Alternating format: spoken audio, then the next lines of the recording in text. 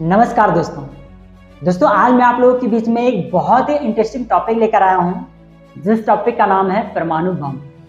क्योंकि कुछ दिन पहले इंडिया और पाकिस्तान के बीच में युद्ध चल रहा था और ये युद्ध स्टार्ट हुआ पहलगाम से। जब पाकिस्तानी आतंकियों ने पहलगाम के टूरिस्टों को बेरहमी से कत्ल कर दिया, तब इंडियन गवर्नमेंट ने पाकिस्तान के अगेंस्ट कई सारे स्ट्राइक किए, जिनमें से एक वाटर स्ट्राइक है।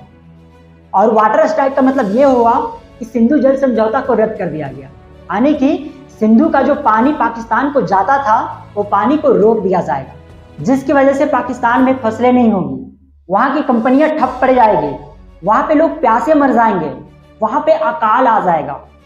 क्योंकि पाकिस्तान का 70% जो पानी है ना, वो इसी सिंधु नदी से जाता है।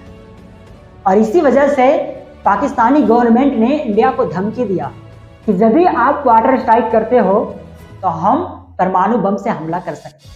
और ये धमकी पाकिस्तान आए दिन देता रहता है कि हम परमाणु बम का इस्तेमाल कर सकते हैं, हम परमाणु बम से हमला कर सकते हैं। बट यहाँ पे हम समझेंगे कि आखिर परमाणु बम होता क्या है और यह कैसे काम करता है। तो दोस्तों, परमाणु बम एक प्रकार का एटम बम है और इसमें यूरेनियम 235 और प्लूटोनियम 239 का इस्तेमाल किया जाता है। और इसमें होता यह है कि जब यूरेनियम 235 या प्लूटोनियम 239 को जब न्यूट्रॉन या प्रोटॉन से टकराया जाता है तो वो विस्फोट हो जाता है, ब्लास्ट हो जाता है और बहुत तेजी से ऊर्जा पैदा होता है। लगभग 4000 डिग्री सेल्सियस तक का टेम्परेचर होता है और बहुत तेजी से साउंड आता है और इस प्रकार से परमाणु बम काम करता है। अब यहाँ पे सवाल आता है कि क्या सच में पाकिस्तान इंडिया के ऊपर में परमाणु बम का हमला कर सकता है? और अगर पाकिस्तान परमाणु बम से हमला करता है तो क्या लगता है इंडिया चुप बैठेगा? नहीं मेरे दोस्त, क्योंकि इंडिया के पास में भी परमाणु बम है। हाँ, ये सच है कि इंडिया के साथ में एक कंडीशन है कि इंडिया पहला बार परमाणु बम से कभी नहीं कर सकता किसी भी देश को। बट हाँ, अगर सामने वाला देश इंडिया के ऊपर में परमाणु बम से हमला करेगा तो फिर इंडिया चुप बैठने वालों में से नहीं है। इंडिया फिर उसका मुंहतोड़ जवाब देगा और इंडिया भी उस पर परमाणु बम का हमला कर सकता है। तो इसीलिए अगर पाकिस्तान हमला करेगा परमाणु बम से इंडिया के ऊपर तो इंडिया भी पाकिस्तान के ऊपर में परमाणु बम से हमला कर सकता है। But suppose that in future अगर दोनों कंट्रीज एक दूसरे के ऊपर में परमाणु बम का हमला करेगा तो क्या होगा?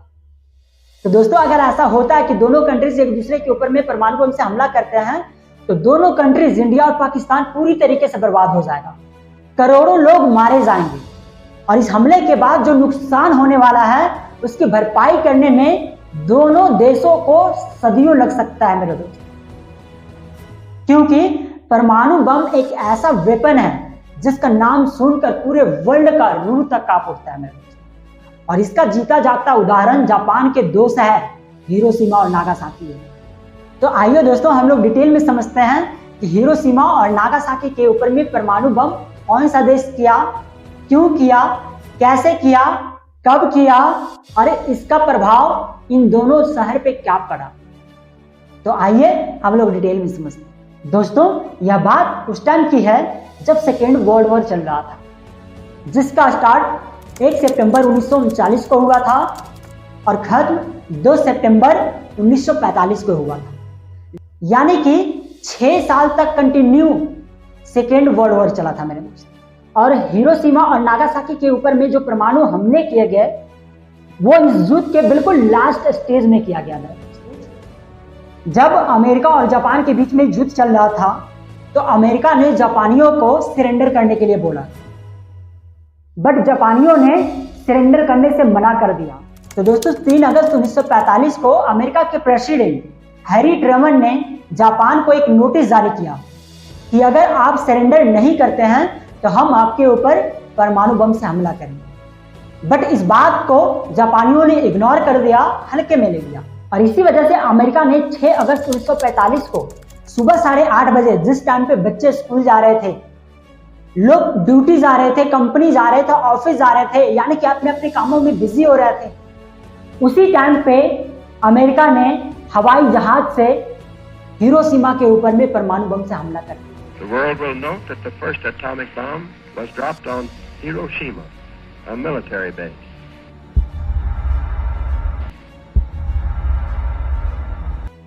और जिस परमाणु बम से हमला किया गया उस परमाणु बम का नाम था लिटिल बॉय, जिसमें यूरेनियम 235 का इस्तेमाल किया गया। और जैसे ही परमाणु बम से हिरोशिमा पे हमला किया गया, पूरी हिरोशिमा पूरी तरीके से तहस नहस हो गया, बर्बाद हो गया, जलकर राख।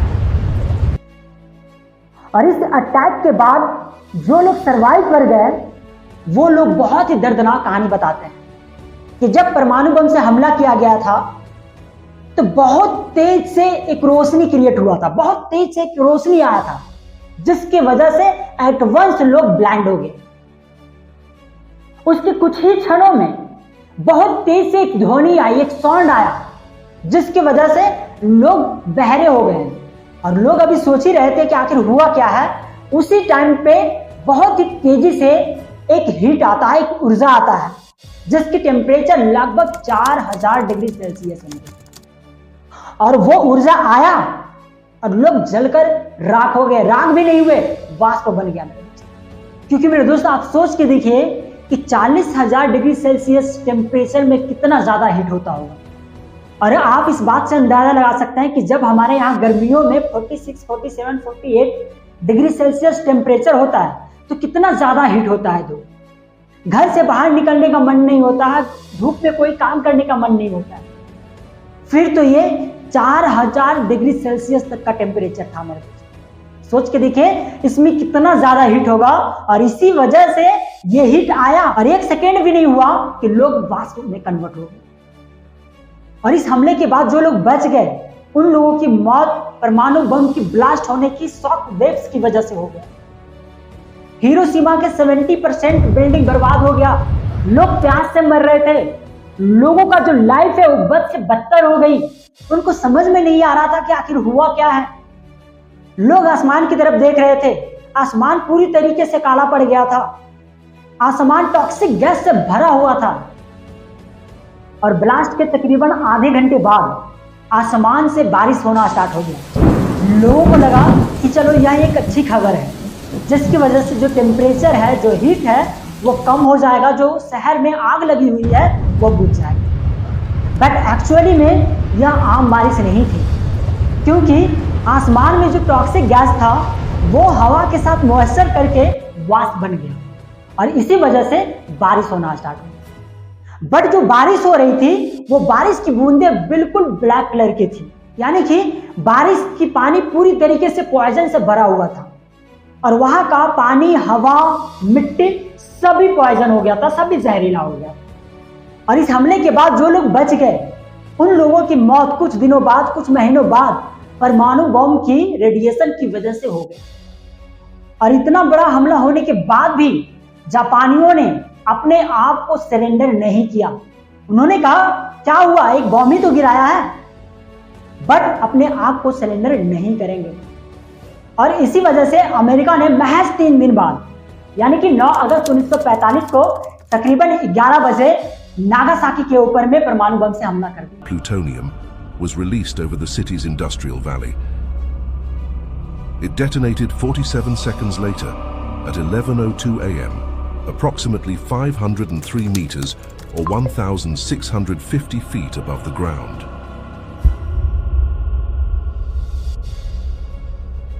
और इस बार जो परमाणु बम से हमला किया उसका नाम था फैट मैन, जिसमें प्लूटोनियम 239 का इस्तेमाल किया गया था। और यह परमाणु बम हिरोशिमा के परमाणु बम से काफी ज्यादा खतरनाक था। Force of the explosion by the surrounding hills. Nonetheless, the devastation within the blast radius was immense. The initial fireball created by the explosion reached temperatures of several million degrees Celsius, instantly incinerating everything within a 1-mile radius. The resulting shock. But इस बार बहुत कम लोग मारे गए, क्योंकि Japan की government Hiroshima के हमले के बाद में लोगों को अलर्ट कर दिया कि ऐसा धमाका, ऐसा हमला आपके शहर में भी हो सकता है, इसीलिए आप लोग अलर्ट हो जाइए, आप लोग शहर से दूर चले जाइए। और इसी वजह से हिरोशिमा से ज्यादा पावरफुल परमाणु बम गिराने के बाद भी नागासाकी में कम लोग मारे। और यही वजह है मेरे दोस्त कि हिरोशिमा और नागासाकी में बच्चे आज भी दिव्यांग पैदा होते हैं, क्योंकि परमाणु बम का जो रेडिएशन है वो 3000 साल तक रहता है। अब सोच के देखिए मेरे दोस्त, आज से 80 साल पहले परमाणु बम कितना घातक और खतरनाक था, बट आज का जो लेटेस्ट वर्जन है परमाणु बम का वो उससे कई गुना ज्यादा खतरनाक है। क्योंकि मेरे दोस्त समय के अनुसार हर चीज में अपडेट किया जाता है। आप एग्जांपल ले लीजिए इंटरनेट का, कि आज से 10 साल पहले 15 साल पहले इंटरनेट कितना स्लो चलता था, बट आज कितना फास्ट चलता है। इसी प्रकार आज का जो लेटेस्ट वर्जन परमाणु बम है वो 80 साल पहले का परमाणु बम से कई गुना ज्यादा खतरनाक और घातक है मेरे दोस्त। और अगर इंडिया और पाकिस्तान दोनों एक दूसरे के ऊपर में परमाणु बम से हमला करता है तो दोनों देश पूरी तरीके से बर्बाद हो जाएगा और करोड़ों लोग मारे जाएंगे। और इससे जो नुकसान होगा ना वो दोनों कंट्रीज को भरपाई करने में सालों लग जाएंगे मेरे दोस्त। इसीलिए परमाणु बम का इस्तेमाल करना वो किसी भी देश के लिए सही नहीं है। तो फाइनली दोस्तों मैं इस टॉपिक को यहीं पे स्टॉप करता हूं और मैं उम्मीद करता हूं कि परमाणु बम के बारे में आप लोगों को बहुत अच्छे से जानकारी मिली है। और दोस्तों आप लोग अगर हमारे चैनल पे नए हैं तो हमारे चैनल को सब्सक्राइब कीजिए, लाइक कीजिए, शेयर कीजिए, और अगर आपका कोई सवाल है तो फिर आप कमेंट कीजिए ताकि हम आपके सवालों का जवाब नेक्स्ट वीडियो में दे सकें। तब तक के लिए आपने जो अपना कीमती टाइम दिया है उसके लिए बहुत बहुत धन्यवाद। थैंक यू एंड जय हिंद।